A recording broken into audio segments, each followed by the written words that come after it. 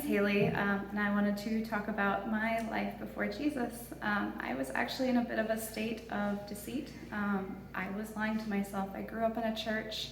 I got baptized. I got dunked in water. But it wasn't because I was surrendering to God. It was more of a process, like, here's your steps on how you become a Christian. You go to church, you're a good person, so get baptized. So I walked through life thinking that I was saved and that things were great. I kind of had a bit of a falling out with our church in middle school, and it wasn't until I met my husband in high school that he started pulling me into a church again.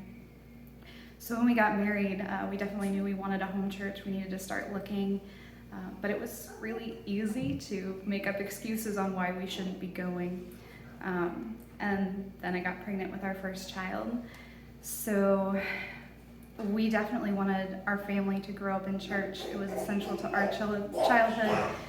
We definitely wanted it to be essential to theirs.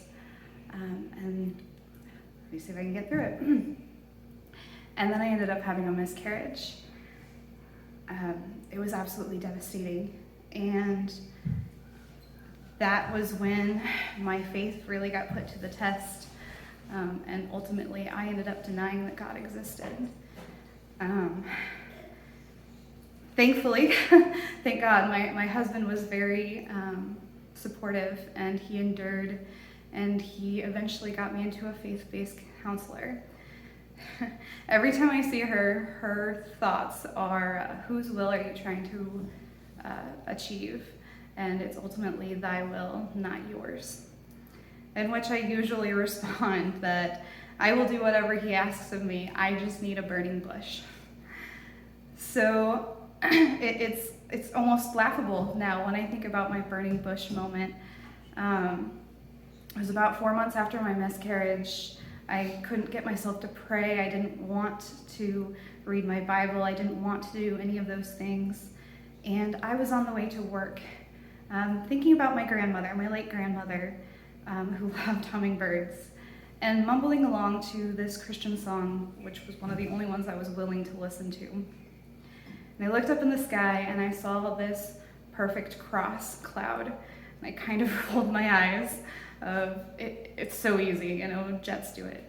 But the closer I got to this cloud, it started turning into an unmistakable hummingbird, and something clicked in me.